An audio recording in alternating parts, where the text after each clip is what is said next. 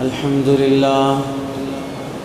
لله نحمده ونستعينه ونستغفره ونؤمن به ونتوكل عليه ونعوذ بالله من شرور أنفسنا ومن سيئات أعمالنا من يهده الله فلا مضل له ومن يضلله فلا هادي له ونشهد أن لا إله إلا الله ونشهد أن محمدًا عبده ورسوله أما بعد فقد قال الله تبارك وتعالى في القرآن المجيد والفرقان الحميد أعوذ بالله من الشيطان الرجيم بسم الله الرحمن الرحيم إنك لعلى خلق عظيم صدق الله العظيم وقال النبي صلى الله عليه وسلم إنما بعثت لأتمم مكارم الأخلاق أو كما قال النبي صلى الله عليه وسلم اللهم صل على سيدنا محمد وعلى آل سيدنا محمد وبارك وسلم اللهم صل على سيدنا محمد وعلى آل سيدنا محمد وبارك وسلم اللهم صل على سيدنا محمد وعلى آل سيدنا محمد وبارك وسلم۔ میرے محترم عزیزوں، بزرگوں اور دوستوں،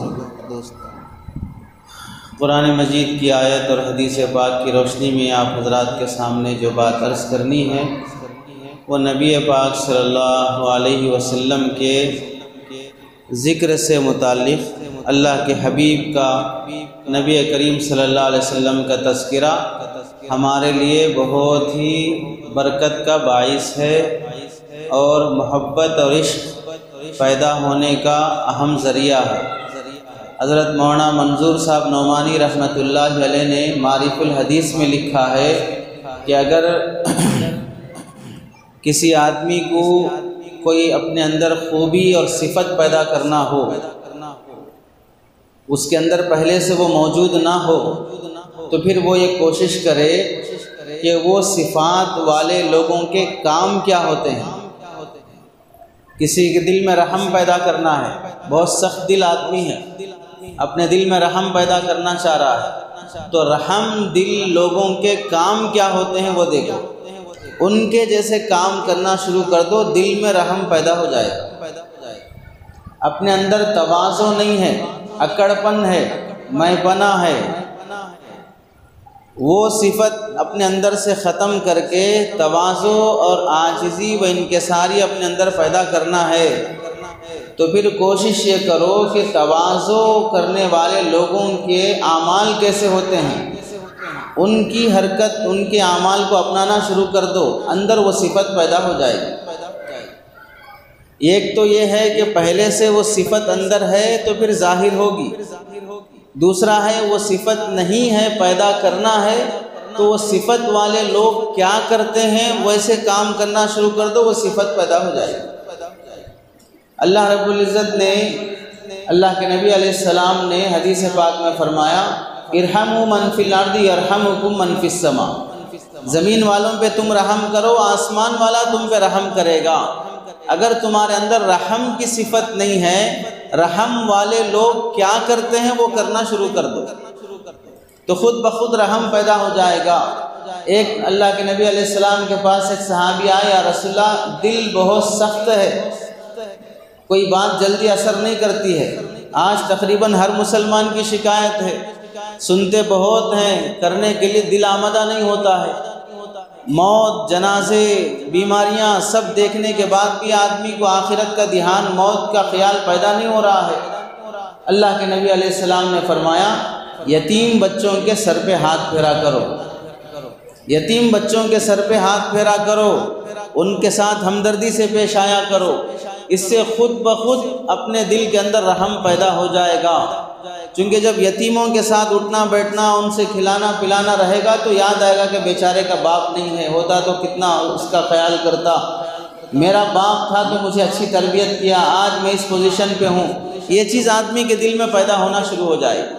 حضرت تھانوی رحمۃ اللہ علیہ کے پاس ایک صاحب آئے اور کہنے لگے کہ بہت جلدی غصہ آ جاتا ہے، غصے کا کوئی علاج نہیں ہے، آج بہت سے لوگوں کی بیماری ہے یہ، اور اس کو بہت بڑی طاقت سمجھتے ہیں لوگ، یعنی جلدی غصہ آ جانا، غصے کو کنٹرول نہیں کرنا، اور غصے کے موقع پر جو منہ میں آیا بک دینا اور جو ہاتھ میں ہے اٹھا کے پھینک دینا، اسے سمجھتے ہیں بڑی بڑی بہادری ہے۔ اللہ کے نبی نے فرمایا یہ بہادری نہیں ہے۔ شیخ سعدی رحمۃ اللہ علیہ نے دیکھا کہ ایک پہلوان ہے، ٹن من 100-200 کلو اٹھانے کے قابل کا ہے، ایک چھوٹے ریڑھی والے سے جھگڑا کر رہا ہے، کمزور آدمی سے۔ تو حضرت شیخ سعدی نے پوچھا کیا ہو رہا ہے؟ کہ پہلوان صاحب کا ایک آدمی سے، معمولی کمزور آدمی سے جھگڑا چل رہا ہے۔ شیخ سعدی نے فرمایا کیسا پہلوان ہے، 200 کلو اٹھانے تیار ہے، 2 گرام کا غصہ اٹھانے تیار نہیں ہے۔ 200 کلو کا وزن اٹھانے تیار ہے، لیکن 2 گرام کا غصہ اٹھانے تیار نہیں ہے۔ غصے کا وزن کر کے دیکھو کتنے گرام کا ہوتا ہے۔ اور پہلوان ہے، ڈمبلز پہ ڈمبل اٹھا رہا ہے، لیکن غصے پہ کنٹرول نہیں ہو پا رہا ہے۔ یہ پہلوان گیری نہیں ہے، یہ بزدلی ہے۔ پہلوان گیری یہ ہوگی 200 من کا اٹھانے والا 400 من والے سے جھگڑا کر کے دیکھے، پھر تمہاری پہلوان گیری معلوم ہوگی۔ یہ تو معمولی لوگوں سے الجھ جانا، یہ کون سے پہلوان گیری کی بات ہے؟ بیوی پہ ہاتھ اٹھا دینا کون سی بہادری کی بات ہے؟ یہ طے ہے کہ وہ پلٹ کے نہیں مارے گی۔ اگر بیوی بھی کراٹے اور بلیک بیلٹ کی ہوئی ہے تو پھر اس کے بعد کر کے دیکھو معلوم ہوگا، اور اسے میدان میں بلاؤ اس نیت سے کہ چلو دیکھتے ہیں کون جیتتا ہے، پھر تمہارا کون ہارنا کون جیتنا تب معلوم ہوگا۔ جب یہ معلوم ہے بیچاری الٹا جواب بھی نہیں دے گی، وہاں تم مردانگی دکھا رہے ہو، یہ نامردی ہے۔ جہاں پہلوان کو یہ پتا کہ وہ کمزور ہے، پھر بھی سوتے ہوئے شیر پہ حملہ کرنا تو کوئی بھی کر سکتا ہے، شیر کو جگا کے پھر حملہ کر کے دیکھو، پھر پتا چلے گا تم کتنے بہادر ہو۔ مسلمان غفلت میں ہے، مسلمانوں کے پاس کوئی ہتھیار نہیں ہے، مسلمانوں کا کوئی سیاست میں پوزیشن نہیں ہے، پولیس میں مسلمان نہیں ہے، ملٹری میں مسلمان نہیں ہے، ان کی سیاست میں چلتی نہیں ہے۔ ایسے ٹائم پہ نئے نئے قانون لا کر ان کو جکڑنا کوئی بہادری نہیں ہے۔ برابر کی پوزیشن دے کر پھر جیت کے دیکھو، برابر کا حق دے کر، برابر اپنی پولیس میں جتنا تم ہو اتنا پولیس مسلمان کو حق دو، ملٹری میں جتنا تم ہو اتنا مسلمان کو حق دو، سیاست میں جتنا تم ہو اتنا مسلمان کو حق دو، پھر برابر کی لڑائی لڑ کے دیکھو، پھر پتہ چلے گا۔ یہ بزدلی ہے۔ شاعر، ایک عربی شاعر کہتا ہے کہ میں نے اپنے دوست کو دیکھا کہ وہ اپنے چچا زاد بھائی سے لڑنے کے لیے جا رہا ہے، اور حال یہ ہے کہ وہ نیزے کو آڑے میں رکھ کے جا رہا ہے، سامنے دشمن ہے تو نیزہ بھالا ایسے رہے گا، اور وہ ایسے رکھ کے جا رہا ہے آڑے میں۔ تو شاعر کہہ رہا ہے بزدل ہے، یہ سمجھ کے جا رہا ہے کہ سامنے والے کے پاس ہتھیار نہیں ہے، اگر ہتھیار ہوتے تو پھر جانے کی ہمت نہیں ہوتی۔ یہ اس کی ادا بتا رہی ہے کہ بزدل بہادر ہے۔ ایسے ہی بہادری غصے میں غصہ دکھا دینا، کنٹرول ہو جانا نہیں ہے۔ تو اللہ حضرت تھانوی رحمۃ اللہ علیہ کے پاس ایک صاحب آئے، غصہ کنٹرول نہیں ہوتا ہے، تو حضرت تھانوی نے فرمایا لکھنؤ میں فلاں کپڑے والے صاحب ہیں، ان کی دکان پہ جا کے بیٹھو، بس کچھ کرنا نہیں ہے، دکان پہ جا کے بیٹھنا ہے۔ کیسے بزنس کرتے ہیں صرف غور سے دیکھتے سنتے رہنا ہے، کچھ منہ نہیں کھولنا ہے، 2-4 مہینے بیٹھو، یہی علاج ہے۔ لوگ وظیفے زیادہ پوچھتے ہیں کہ غصہ نہیں، وہ بہت کنٹرول نہیں ہو رہا ہے، کچھ وظیفہ بول دیجئے، فلاں ہو رہا ہے وظیفہ بول دیجئے۔ ہر کام کا علاج وظیفے میں نہیں ہوتا ہے۔ ایک نیا فتنہ حیدرآباد میں شروع ہوا وظیفے کا، کچھ بھی بیماری ہو جائے ایک صاحب کچھ پڑھ کے دم کر دیتے ہیں، وظیفے بتا دیتے ہیں، اب ان کے وظیفے پر عمل کرو ٹھیک ہو جاؤ گے، علاج کراؤ گے تو وہ صاحب بولتے ہیں حرام ہے، علاج کرانے والا گنہگار ہے، جو میرے وظیفوں کو نہیں مانتا وہ کافر ہے۔ دعا مانگنا بے ایمانی ہے، دعا مانگنا یقین کے خلاف ہے۔ اس طرح کی باتیں اس پاگل کی ہیں، اور لوگ اپنا ایمان غارت کر رہے ہیں اس کے پاس جا کے وظیفے دم دوا کرا کر۔ حضرت ابن عباس رضی اللہ تعالیٰ عنہما آخری عمر میں بیمار ہو گئے، آنکھیں چلی گئیں، بصارت ختم ہو گئی، ڈاکٹر یہ کہنے لگا آپ کا آپریشن ہو جائے گا، چند دن آپ کو سجدہ زمین پہ نہیں کرنا ہوگا، چند دن آپ سجدہ بیٹھے بیٹھے اشارے سے کر لیں یا اوپر کر لیں۔ حضرت ابن عباس رضی اللہ عنہ نے فرمایا ان آنکھوں کی ضرورت ہی نہیں ہے جن آنکھوں کے علاج میں سجدے زمین کے سجدے سے محروم ہو جاؤ۔ ان آنکھوں کی ضرورت ہی نہیں ہے جن آنکھوں کے علاج کے لیے زمین کے سجدے سے محروم ہو جاؤ، علاج نہیں کرایا۔ آج ایمان غارت ہو رہا ہے، لوگ پھر بھی جا رہے ہیں اس کے پاس، لوگ علاج کرانے کے لیے جا رہے ہیں، اور پوری گروپ بندی کے ساتھ جہاں کوئی بیمار دیکھو اس کے سامنے تذکرہ کر دیے کہ فلاں صاحب ہیں، آپ کو 3 دن میں 1 ہفتے میں وظیفے بتائیں گے، کچھ آڈیو کیسٹ سنائیں گے، سن لیجئے، 1 ہفتے میں آپ کو شفا مل جائے گی، ہائی لیول کا شوگر بھی کنٹرول میں آ رہا ہے، فلاں مریض جو کینسر کا تھا وہ بھی صحیح ہو جا رہا ہے، فلاں بیمار جو بی پی کا پیشنٹ تھا وہ بھی صحیح ہو رہا ہے۔ اب لوگ بیماریاں اچھا کرنے کے لیے ایمان کا سودا کر رہے ہیں، طبیعت اچھی ہو گئی، اس کے بعد تشکیل ہو رہی ہے آپ مجھے نبی مانیں، آپ مجھ پر ایمان لائیں، میری بات کا انکار کرنے والا کافر ہے، تمام علماء گمراہ ہیں۔ یہ کون کہہ رہا ہے؟ 55 سال کا پاگل فیاض نام کا شخص BHL کے پاس لوگوں کو گمراہ کرتے پھر رہا ہے، لوگ یہاں سے علاج کرانے کے لیے جا رہے ہیں۔ ایسے علاج معالجے کے ساتھ تم کتنے دن زندہ رہ لو گے؟ اگر شوگر کنٹرول میں بھی ہو گیا پھر اس کے بعد زندگی کتنے دن کی ہے جب ایمان ہی ختم ہو گیا؟ صحابہ کی زندگیاں، صحابہ کے مجاہدے وہ کس بنیاد پر تھے؟ کفاروں کی طرف سے آنے والے مشقتیں، مشکلات وہ کس وجہ سے برداشت کرتے تھے؟ ان کی پراپرٹی کے جھگڑے تھے۔ حضرت بلال رضی اللہ عنہ سے کفار مکہ کا جھگڑا پراپرٹی کی وجہ سے تھا، حضرت خبیب حضرت خباب کا جھگڑا آپسی جائیداد کا جھگڑا تھا۔ کس وجہ سے صحابہ نے وہ مشقتیں برداشت کی؟ ایمان کی حفاظت کی خاطر۔ ہاتھ کٹ گئے، پیر کٹ گئے، زبانیں کاٹ دی گئی، ٹکڑے کر دیے گئے، لیکن ایمان محفوظ رہنا چاہیے۔ اور آج جسم اچھا کرنے کے لیے، جان بنانے کے لیے ایمان غارت کر رہا ہے مسلمان۔ تو حضرت تھانوی رحمۃ اللہ علیہ نے ان صاحب سے کہا کہ جا کے فلاں صاحب کے پاس بیٹھو، غصہ ختم ہو جائے گا۔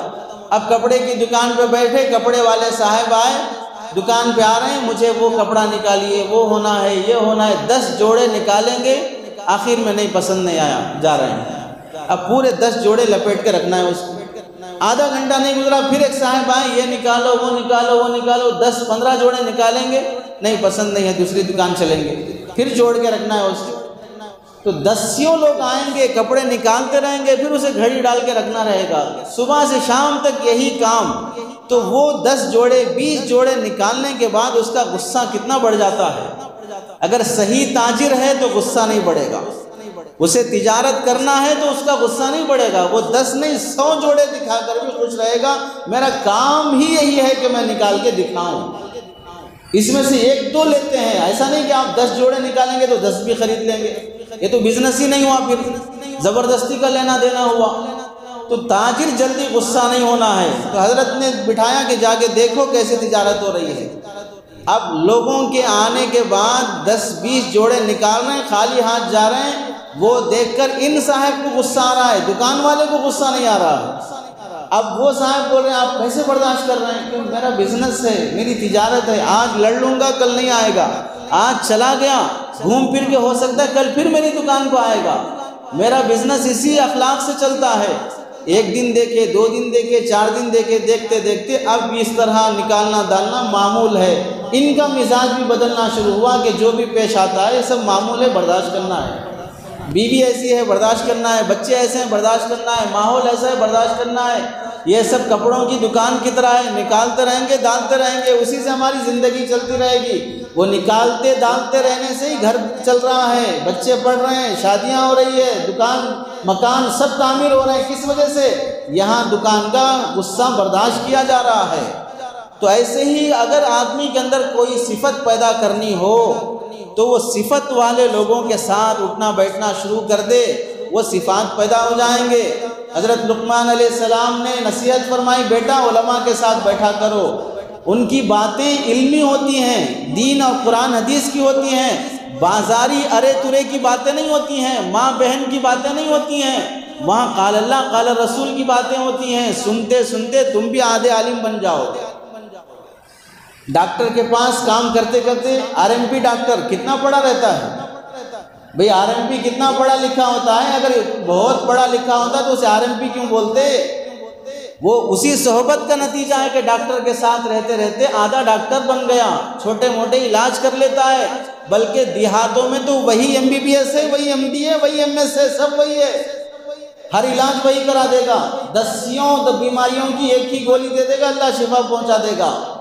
تو صحبت کا نتیجہ ہوتا ہے کہ آدمی، اب جتنے کاریگر ہیں، کارپینٹر ہیں، کتنا پڑھا لکھا ہے، کارپینٹر کے ساتھ رہ کر کارپینٹر بنا ہے، الیکٹریشین کا کام کرنے والا ہے، کتنا پڑھا لکھا ہے، کچھ نہیں ہے، اس کے ساتھ رہ کے بنا ہے۔ صحبت کی وجہ سے آدمی کاریگر بن جاتا ہے، ایسے صحبت کی وجہ سے آدمی بااخلاق بھی بن جاتا ہے، ظاہری کمالات جیسے آ جاتے ہیں، باطنی خوبیاں بھی ویسے آ جاتے ہیں۔ تو اللہ کے نبی علیہ السلام نے فرمایا کہ رحم کرو، اللہ تم پہ رحم کرے گا۔ تو اللہ کے نبی علیہ السلام کے تذکرے کا مقصد یہ ہے کہ جب اللہ کے نبی کی فلم، اللہ کے نبی کی زندگی، اللہ کے نبی علیہ السلام کا رہن سہن ہمارے سامنے آئے، وہ سنتے رہیں۔ اب نبی ہمارے درمیان میں موجود نہیں ہیں، قبر اطہر میں باحیات ہیں، زندہ ہیں، ہمارا درود پہنچتا ہے، اس کا جواب دیتے ہیں۔ اللہ کے نبی ہمارے درمیان میں نہیں ہیں، لیکن نبی کی باتیں ہمارے درمیان میں ہیں، نبی کی حدیثیں ہمارے درمیان میں ہیں۔ گزشتہ جمعہ کا مضمون تھا عظمت رسول کے تقاضے، اللہ کے نبی کی عظمت کرنا، عظمت کے تقاضے پر ہمیں کیسے چلنا چاہیے۔ اس میں 2 باتیں باقی رہ گئی، اس کی تکمیل ہو جائے، اور آج چند باتیں آپ حضرات کے سامنے ذکر کر دی جائیں۔ پہلی بات، عظمت میں اللہ کے نبی کی عظمت ہمارے اندر اللہ کے بعد سب سے زیادہ اگر کسی کی ہو تو اللہ کے نبی کی ہو۔ اللہ کے بعد اگر کسی کی عظمت ہمارے دل میں ہو تو سب سے زیادہ اللہ کے نبی کی ہو۔ اس عظمت میں غلو نہ کیا جائے، اس عظمت میں غلو نہ کیا جائے۔ غلو کرنے کا طریقہ کیا ہے؟ اللہ کے نبی علیہ السلام نے ایک موقع سے دیکھا کہ ایک صاحب آ کر کہہ رہے ہیں یا سید، سید کہتے ہیں سردار، آقا۔ اللہ کے نبی علیہ السلام نے فرمایا مجھے سید نہ کہو، مجھے آقا اور سرکار سردار نہ کہو۔ اپنی تواضع میں اللہ کے نبی علیہ السلام نے، حالانکہ آپ سردار ہیں، آپ سید ہیں، آپ آقا ہیں، اس کے باوجود بھی اللہ کے نبی تواضع میں فرما رہے ہیں کہ مجھے اس لقب سے نہ پکارو، السید اللہ، سید تو اللہ ہے، سردار اور آقا تو اللہ ہے۔ باقی یہ اور لمبی بحث ہے کہ اللہ کے نبی کو سید کہنا درست ہے یا نہیں ہے۔ علماء کا متفقہ بلکہ راجح قول یہ ہے کہ کہنا جائز ہے، اللہم صلی علی سیدنا محمد درود میں پڑھتے ہیں۔ باقی دیگر علماء کا بھی اختلاف ہے کہ نہیں کہنا چاہیے۔ خلاصہ یہ ہے کہ اللہ کے نبی وہ لقب بھی اپنے لیے برداشت نہیں کر رہے ہیں جو تعظیم میں غلو کا اندیشہ پیدا کرتا ہو۔ اسی واسطے بعض لوگ جو دوسرے ملکوں کا سفر کرتے تھے آ کے اللہ کے نبی سے فرمانے لگے یا رسول اللہ وہاں اس ملک میں ہم دیکھے ہیں کہ وہ لوگ اپنے بادشاہ کا سجدہ کرتے ہیں، جبکہ وہ باطل ہے، حق پہ نہیں ہے۔ آپ نبی برحق ہیں، آپ تعظیم کے زیادہ قابل ہیں، ہم چاہتے ہیں کہ آپ کا سجدہ کریں۔ اللہ کے نبی علیہ السلام نے فرمایا سجدہ اللہ کے علاوہ کسی کے لیے جائز نہیں ہے۔ اگر دنیا میں کسی کے لیے جائز ہوتا تو میں بیوی کو حکم دیتا کہ وہ شوہر کا سجدہ کرے۔ کیا فرمایا کہ تعظیم میں غلو نہ کیا جائے۔ سجدہ اللہ کے لیے ہے، سجدہ رسول کے لیے نہیں ہے۔ مانگنا دعا اللہ سے ہے، اللہ کے علاوہ کسی اور سے مانگنا جائز نہیں ہے۔ اسی طرح نبی پاک صلی اللہ علیہ وسلم سے دعا کرنا جائز نہیں ہے، نبی کے وسیلے سے مانگا جا سکتا ہے، اللہ کے نبی کے وسیلے سے اللہ سے مانگا جا سکتا ہے، براہ راست اللہ کے علاوہ کسی سے مانگنا جائز نہیں ہے۔ تعظیم میں غلو ہے، دینے والی ذات صرف اللہ کی ہے، سجدے کے لائق صرف اللہ ہے، تو بندہ کسی بندے کے سامنے جھک کر بھی سلام نہیں کرے گا۔ یہاں تک بھی منع فرمایا کہ جھک کر سلام نہ کرو، یہ جھکنا صرف اللہ کے سامنے ہوگا، کھڑے کھڑے سلام کیا جائے، ہاتھ کے اشارے سے بھی کرنے سے منع فرمایا، الا ہے کہ آدمی دور ہے، آواز نہیں پہنچ سکتی تو ہلکی آواز سے سلام بھی بول دو اور اشارہ بھی کر دو تاکہ سامنے والے کو پتہ چلے کہ سلام کیے ہیں۔ اور یہ اشارہ اصل کو بتانے والا ہے، جیسے مثال دیتے ہیں کہیں پر آگ لگی ہے، نظر نہیں آ رہی ہے، اوپر دھواں اٹھ رہا ہے تو پتہ چلتا ہے کہ نیچے آگ لگی ہے، تبھی دھواں اٹھ رہا ہے۔ دھوئیں کو دیکھ کر آدمی آگ کا پتہ لگا لیتا ہے، اشارے کو دیکھ کر یہ سمجھ جاتا ہے کہ سلام زبان سے بولا ہے، یہ مطلب ہے۔ اور آج الٹا ہی ہو گیا، زبان سے بولتے نہیں ہیں، خالی اشارہ کر دیتے ہیں، زبان سے سلام نکلتا ہی نہیں، خالی اشارے سے ہو جاتا ہے۔ یہ محض اشارہ سلام میں داخل نہیں ہے۔ اللہ کے نبی نے فرمایا یہودیوں جیسا سلام نہ کرو، یہودی ہاتھ کے اشارے سے سلام کرتے ہیں، زبان سے کچھ نہیں بولتے ہیں، یہ یہودیوں والا سلام ہے۔ تو اللہ کے نبی علیہ السلام نے تعظیم میں غلو کرنے سے منع فرمایا۔ عید کا موقع ہے، بچیاں کھیل رہی ہیں، نبی پاک صلی اللہ علیہ وسلم بیٹھے ہوئے ہیں، حضرت صدیق اکبر تشریف لائے، نبی کے سامنے کھیل کود ہو رہا ہے بچیوں کا، منع فرمایا، ادب احترام کے خلاف ہو رہا ہے۔ اللہ کے نبی نے حضرت صدیق اکبر سے فرمایا کھیلنے دو، بچیاں ہیں۔ بچیاں کھیلتے ہوئے کچھ اشعار پڑھ رہی تھیں، ان اشعار میں ایک شعر یہ بھی آیا وَفِينَا نَبِيٌّ يَعْلَمُ مَا فِي غَدٍ، ہمارے درمیان میں ایسا نبی موجود ہے جو فیوچر جانتا ہے، جو بھوش جانتا ہے، آگے کیا ہونے والا ہے وہ جانتا ہے۔ یہ جملہ جب نبی کے کان میں پڑا، آپ کھیلتی ہوئی بچیوں سے فرمایا یہ مت کہو، اسے چھوڑ دو، دوسری باتیں کہو، یہ جملہ مت کہو۔ اس میں کس چھوٹی بچیوں کی زبان سے بھی وہ نعت کا، نظم کا وہ جملہ اللہ کے نبی پسند نہیں فرمایا جو تعظیم کے خلاف ہو، تعظیم میں غلو پیدا کر دیتا ہو۔ پوری ما کان ما یکون، جو ہوا جو ہونے والا ہے، ہر چیز کی جاننے کی طاقت صرف اللہ میں ہے۔ اللہ کے نبی علیہ السلام کو اللہ نے جو علم عطا کیا وہ ساری مخلوق سے اعلیٰ ہے۔ اللہ کے بعد سب سے زیادہ عالم، سب سے زیادہ جاننے والے، آدم علیہ السلام سے لے کر آخری امتی تک سب سے زیادہ علم نبی پاک صلی اللہ علیہ وسلم کے پاس، سب سے زیادہ علم ہے، عالم ہے۔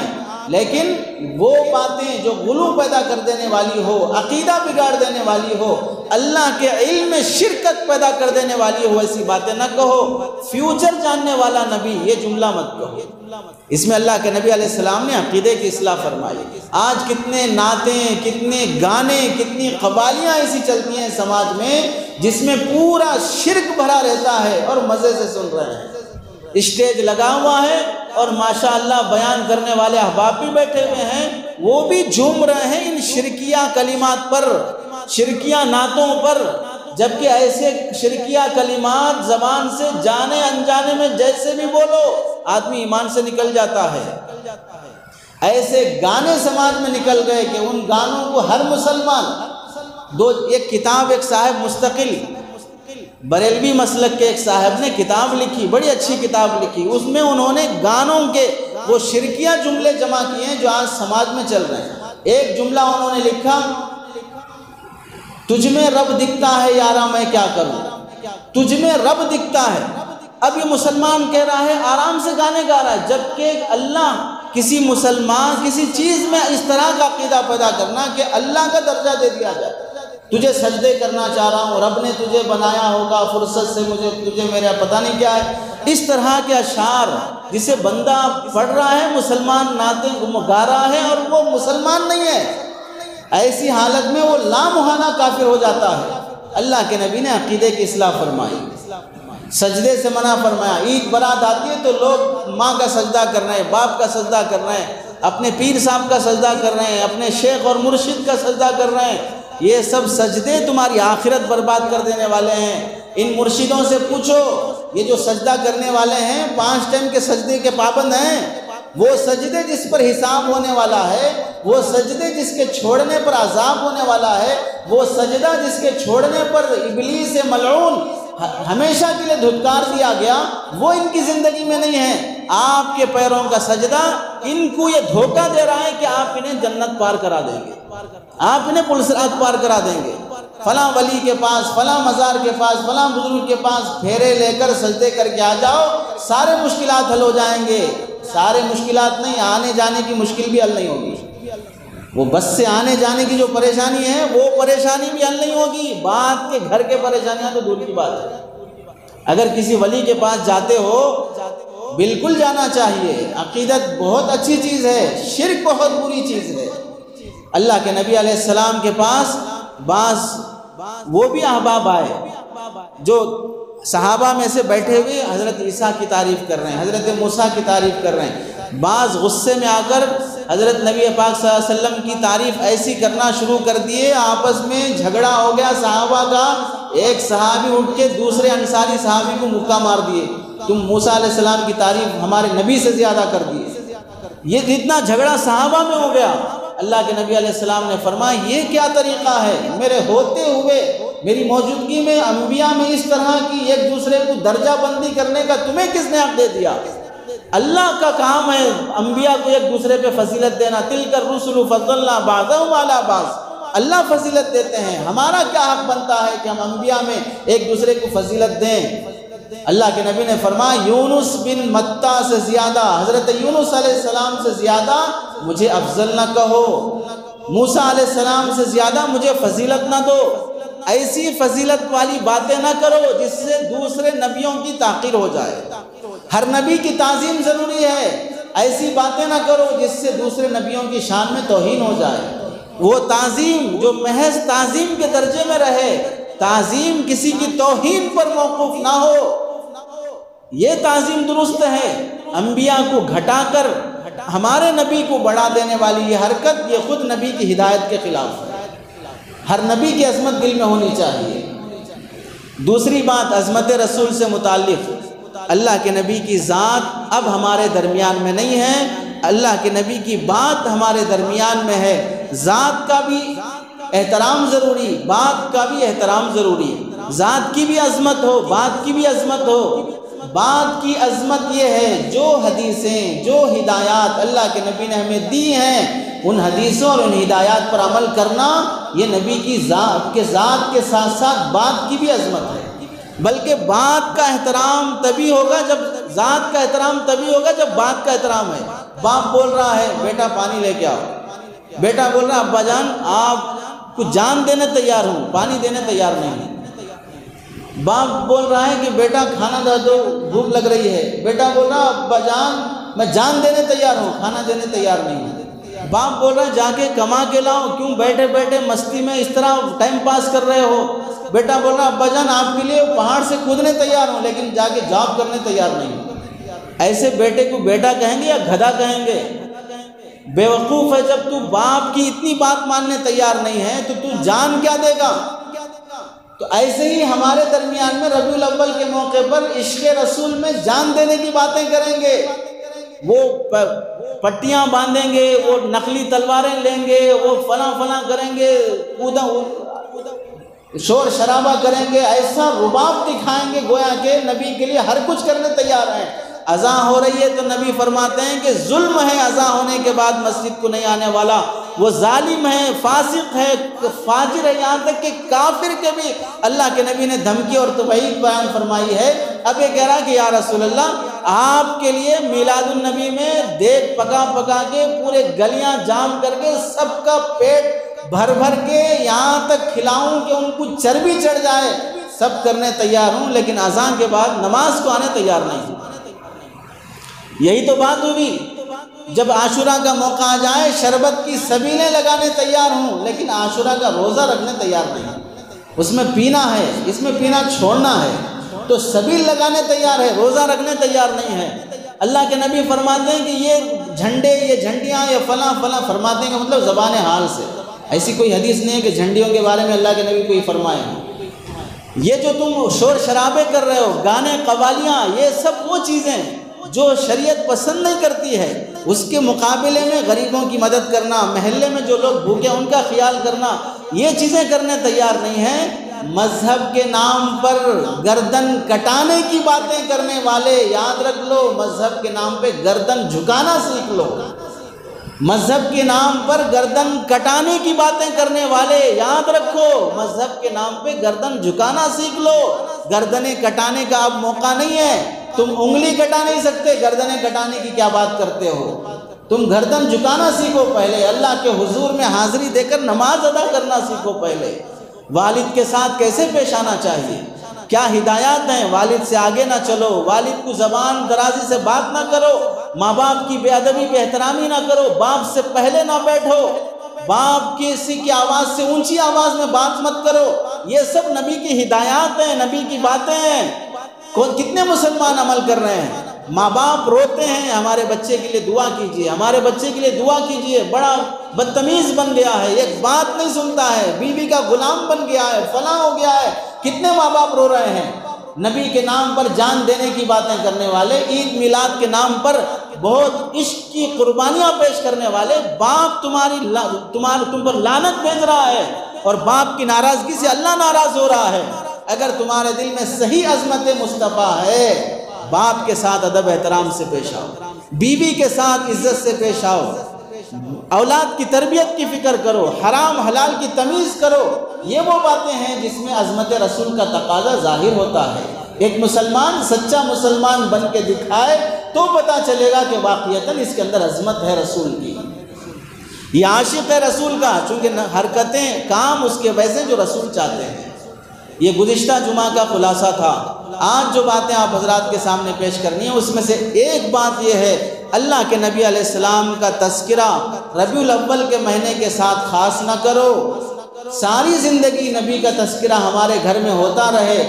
اس کی ایک برکت یہ ہوتی ہے، مستقل رسالہ ہے، ذکر حبیب، اہمیت، افادیت، آداب کے نام سے مستقل رسالہ کہ نبی پاک صلی اللہ علیہ وسلم کا تذکرہ کرنے کے فائدے کیا ہیں اور نبی پاک صلی اللہ علیہ وسلم کے تذکرے کے آداب کیا ہیں، اہمیت کتنی ہے۔ تو گھر میں سیرت کی کتاب رکھ کر روزانہ تھوڑا تھوڑا پڑھتے یا سنتے رہو گے۔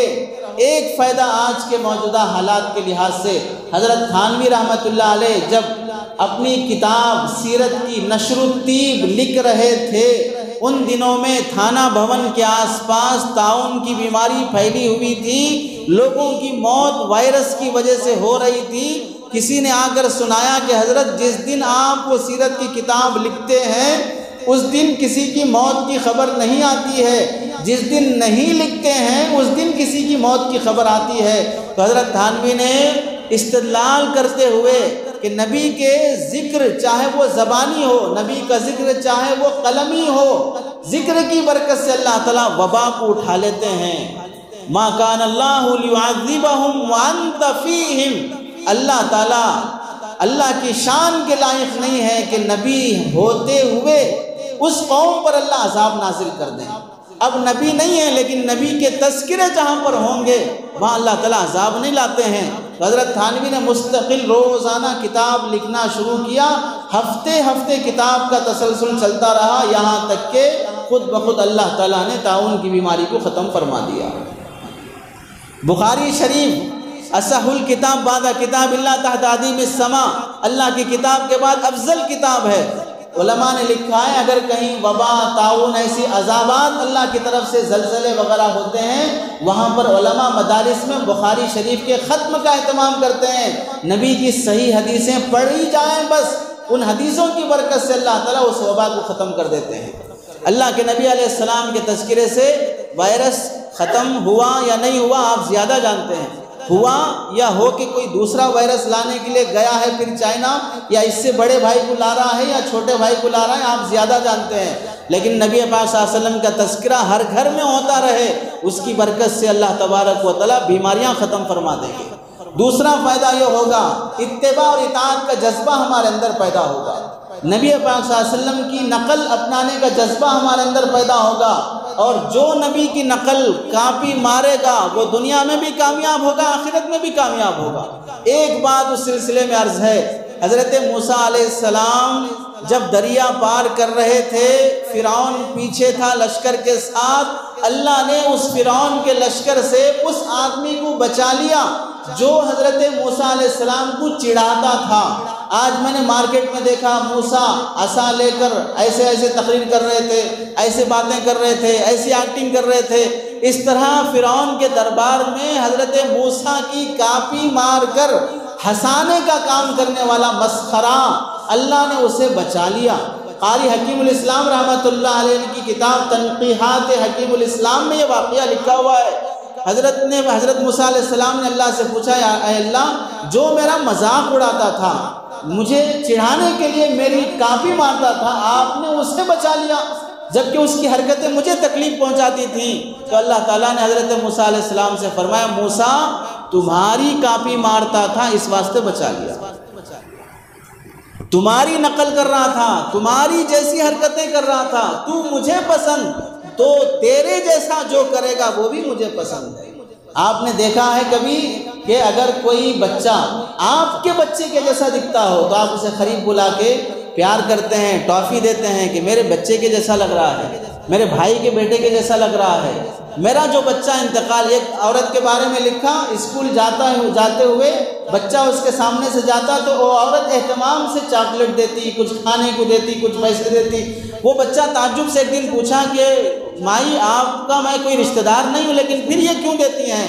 تو آنکھوں میں آنسو آ گئے۔ وہ عورت روتی ہوئی کہنے لگی تیری شکل کا میرا ایک بچہ تھا، وہ انتقال ہو گیا، تجھے دیکھتی ہوں تو وہ یاد آ جاتا ہے، تو تجھے میں کھلا کر تسلی حاصل کرتی ہوں کہ میں اپنے بچے کو کھلا رہی ہوں۔ تو ماں کو اپنے بچے کی شکل کسی میں دکھ رہی ہے تو ماں کی ممتا بڑھ جاتی ہے۔ اللہ کو اپنا حبیب پسند ہے، اللہ کے حبیب کی شکل کسی امتی میں دکھائی دے، اللہ کی محبت بھی بڑھ جاتی ہے، اللہ اس بندے سے بڑی محبت سے پیش آتے ہیں۔ اس واسطے جو موسیٰ علیہ السلام کی کاپی مارنے والا مذاق اڑانے کے لیے کاپی مارا تھا، ہم تو ادب میں، محبت میں، عشق میں، عظمت میں کاپی ماریں گے، اللہ تعالیٰ ہمیں کیوں عذاب میں مبتلا کرے گا؟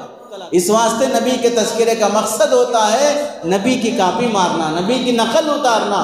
کتنے ہم میں سے وہ لوگ ہیں جو 10 کا ایگزام کاپی مار کے پاس ہوئے، 10 کا ایگزام کاپی مار کے پاس ہوئے ہیں۔